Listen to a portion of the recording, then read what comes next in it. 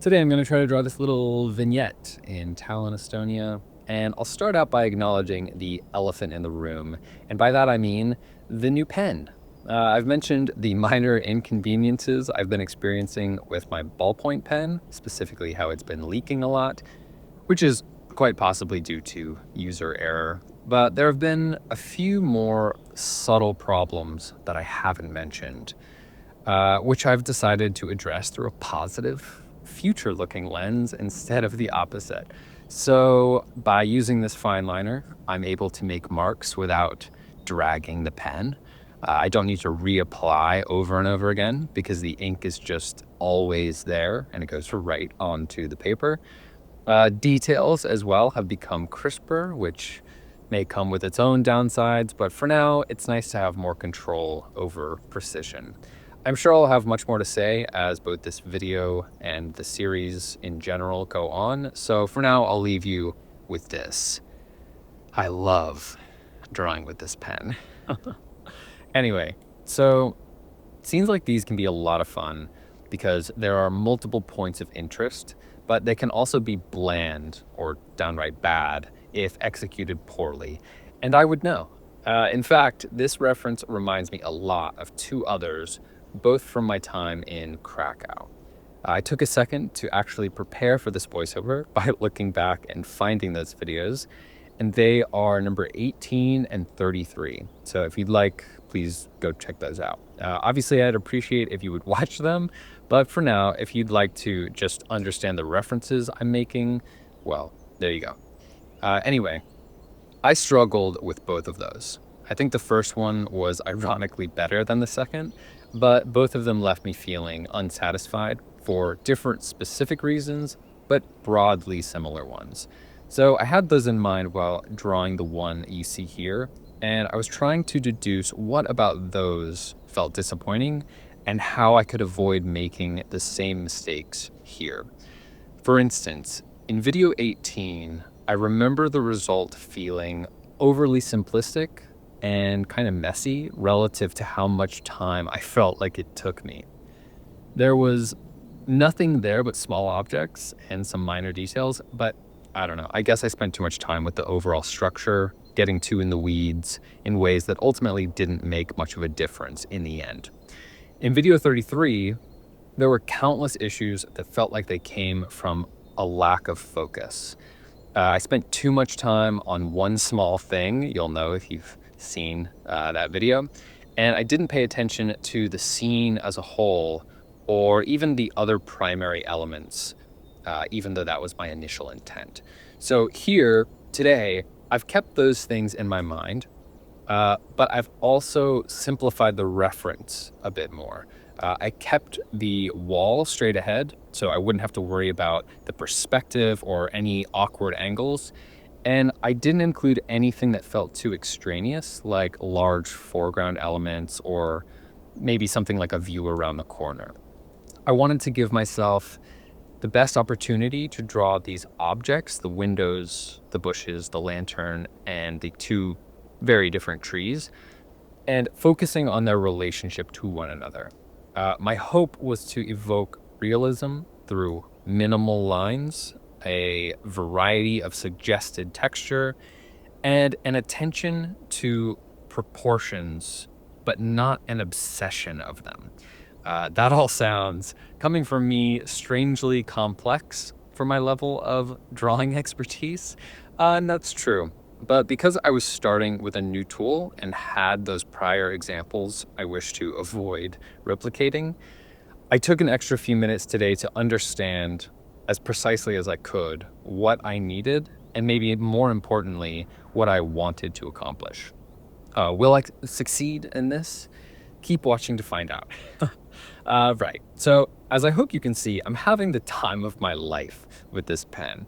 There's been a theme spread across all of these videos so far. I've brought it up countless times, and that is confident, or in my case, unconfident lines. I've spent an inordinate amount of time talking about this, but even more on dealing with it.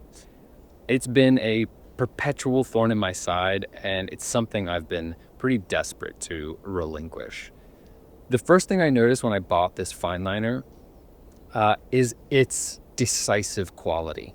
I haven't fallen down the, research rabbit hole just yet. So maybe there are ways to get around this, but as soon as it touches the paper, there's a mark.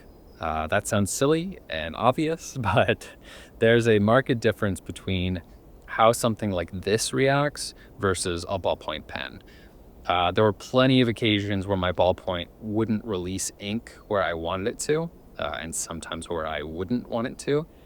And that would not only cause problems with the precision of my lines, but with my confidence. This new one doesn't do that, at least not yet anyway. The place where I put the pen is the place where it puts the ink, which again, I know sounds stupid. But when the ink is there, it's just there. So those light, hesitant lines that I have struggled with aren't really possible with this, which in a way forces me to commit, which I hope will engender some confidence. Also, and this is something I've heard about, but hadn't really internalized or been in a position to incorporate, I have been able to draw without necessarily using lines. And that might sound a little less obvious. Well, there still are clearly some lines in this drawing. I hope you'll notice just how much of it is made up of these small marks and even sometimes just dots, which is something I could never do with the ballpoint.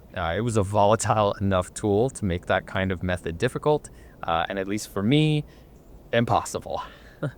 It kind of demands to be rolled across the paper, whereas the fine liner, as I think you can see, simply needs to make contact.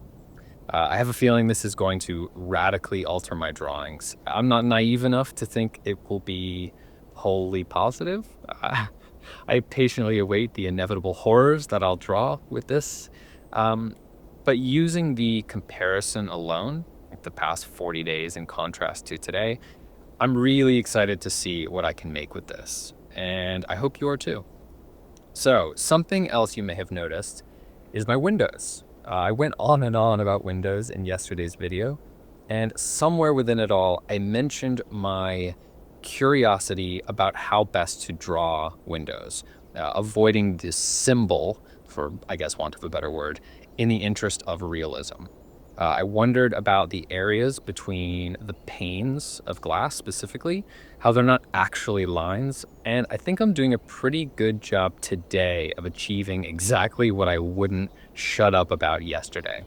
It certainly helps that these are so close and take up such a significant portion of the scene, but I think they're turning out just generally great. They aren't actually, great, but compared to pretty much every other window that I have drawn, they might be the best, whatever that says. The pen surely has something to do with this, as does my awareness of the problem, but whatever the case, I don't care. I'm just happy with the way these look. Along with the windows, I'd say the trees are materializing nicely. The one on the right might be my favorite, as I've managed to get some slight shading in there, which I think makes it look reasonably realistic. But the one on the left, I think, is a good representation of what I would have liked to accomplish in video 18. The trees have a vaguely similar structure, at least from a drawing perspective, and I do hear what I wish I could have done there. Okay, so while practicing at home, I'm trying my best to reiterate to myself that things don't need to be so complex. All in all, everything we see here is just a shape or some collection of shapes, but it's really easy to overthink, to overcomplicate things to such a degree that I essentially break those simple shapes. These old wall lanterns that you see on the right make for a fantastic example, I think. Whenever I see them, I think they're going to be these really fun and interesting drawings with like tons of detail, and I'm sure they can be, but at the end of the day, they're actually much simpler than I think, and by overthinking them, I tend to make them incorrect. I make them too tall, too wide, in this case, too far off the wall, or too cramped with unnecessary detail. As you can see here, I draw it too small and the perspective looks off. Like I said, it sticks a little bit too far off the wall. You can still tell that's what's there on the wall, which is nice, but I wish I would have, as usual, taken a deep breath and paid more attention to the broad features over the largely unimportant details, of which there really aren't many to begin with. Lastly, as we reach the end of this one, I just want to take a second to talk about the channel. This experience, the whole experience, the drawing, filming, editing, speaking, and sharing, has fulfilled me creatively in a deep way. It's had an impact that other mediums haven't, not necessarily in its depth. It's not like I haven't felt fulfilled through photography. It's just different. I've never done anything quite like this, and never on such a consistent basis.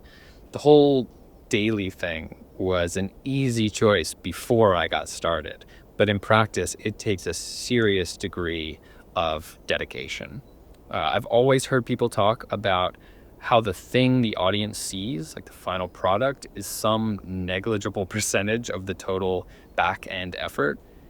And that sounds plausible. Like, of course, they're doing a lot behind the scenes, but having pursued this thing, I understand just how flipped it all feels from behind the curtain. The drawing, which is still what I love most about this, takes up like 10-20 minutes of the entire, sometimes 3-hour process.